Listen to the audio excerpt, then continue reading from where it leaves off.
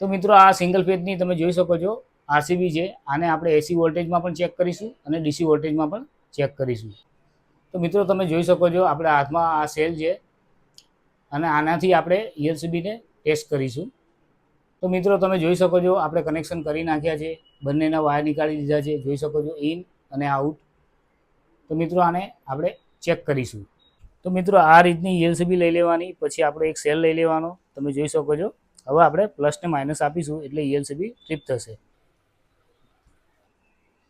તો મિત્રો આ જોઈ શકો છો તમે ELCB ટ્રીપ થઈ. આ રીતના પણ આપણે ELCBને ટેસ્ટ કરી શકીએ છીએ. ફરીથી આપણે ચેક કરીશું અને હવે આપણે પ્લસ માઇનસ ફેરવી નાખીશું.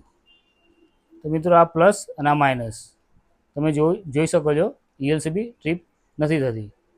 હવે આપણે ફરીથી આલીશું પ્લસ અને માઇનસ ટ્રીપ થવી જોઈએ. તો મિત્રો જોઈ શકો છો તમે આ રીતની ડીસી પાવરમાં પણ ELCB ચેક કરી શકો છો.